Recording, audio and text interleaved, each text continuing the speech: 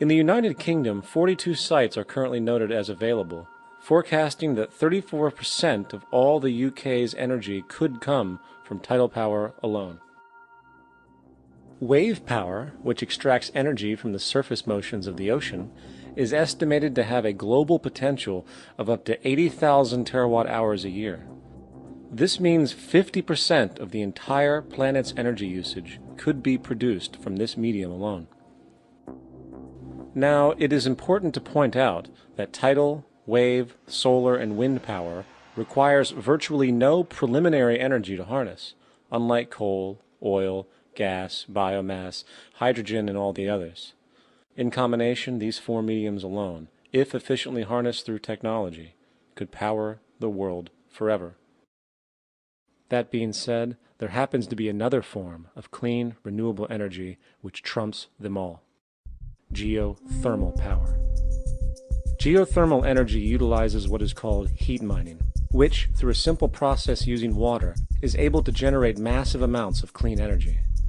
In 2006, an MIT report on geothermal energy found that 13,000 zettajoules of power are currently available in the Earth, with the possibility of 2,000 zettajoules being easily tappable with improved technology. The total energy consumption of all the countries on the planet is about half of a zettajoule a year. This means about 4,000 years of planetary power could be harnessed in this medium alone. And when we understand that the Earth's heat generation is constantly renewed, this energy is really limitless and could be used forever. These energy sources are only a few of the clean, renewable mediums available, and as time goes on, we will find more.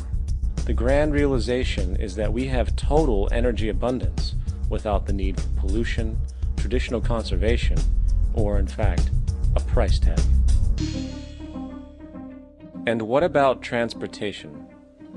The prevailing means of transportation in our societies is by automobile and aircraft, both of which predominantly need fossil fuels to run. In the case of the automobile, the battery technology needed to power an electric car that can go over 100 miles an hour for over 200 miles on one charge exists, and has existed for many years. However, due to battery patents controlled by the oil industry, which limits their availability to maintain market share, coupled with political pressure from the energy industry, the accessibility and affordability of this technology is limited. There is absolutely no reason other than pure, corrupt profit interest that every single vehicle in the world cannot be electric and utterly clean, with zero need for gasoline. As far as airplanes, it is time we realize that this means of travel is inefficient, cumbersome, slow, and causes far too much pollution. This is a maglev train. It uses magnets for propulsion. It is fully suspended by a magnetic field and requires less than 2% of the energy used for plane travel. The train has no wheels, so nothing can wear out. The current maximum speed of versions of this technology, as used in Japan, is 361 miles per hour. However, this version of the technology is very dated. An organization called ET3, which has connections with the Venus Project, has established a tube-based maglev that can travel up to 4,000 miles per hour in a motionless, frictionless tube, which can go over land or underwater. Imagine going from LA to New York for an extended lunch break, or from Washington, D.C. to Beijing, China in 2 hours. This is the future of continental and intercontinental travel: fast, clean, with only a fraction of the energy usage we use today for the same means. In fact, between maglev technology, advanced battery storage, and geothermal energy, there would be no reason to ever burn fossil fuels again. And we can do this now if we were not held back by the paralyzing profit structure. Now, America is inclined toward fascism. It has a propensity, by its dominant philosophy and religion, to uphold the fascist point of view. American industry is essentially a fascist institution. If you don't understand that, the minute you punch that time clock, you walk into a dictatorship. We're given notions about the respectability of work, and I really look at it as being paid slavery. They're brought up to believe that you shall earn your living by the sweat of your brow. That holds people back, freeing people from drudgery, repetitive jobs which make them ignorant. You rob them. In our society, that is a resource-based economy, machines free people. You see, we can't imagine that because we've never known that kind of world. If we look back at history, we see a very clear pattern of machine automation slowly replacing human labor.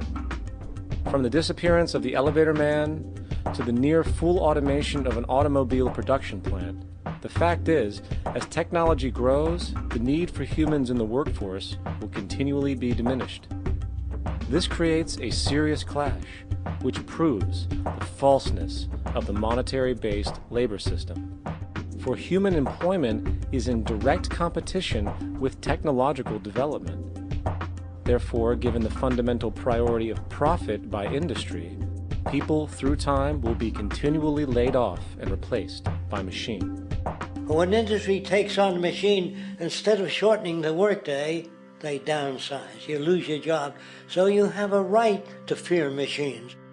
In a high-technology, resource-based economy, it is conservative to say that about 90% of all current occupations could be phased out by machines, freeing humans to live their life without servitude, for this is the point of technology itself. And through time, with nanotechnology and other highly advanced forms of science, it is not far-fetched to see how even complex medical procedures could be performed by machines as well, and based on the pattern, with much higher success rates than humans get today. The path is clear, but our monetary-based structure, which requires labor for income, blocks this progress, for humans need jobs in order to survive.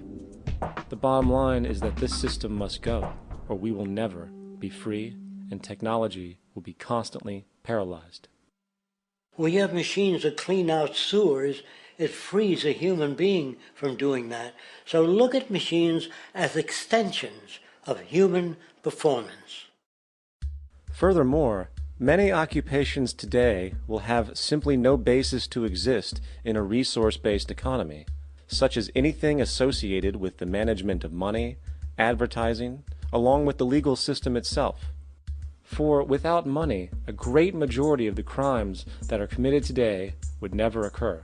Virtually all forms of crime are a consequence of the monetary system, either directly or by neuroses inflicted through financial deprivation.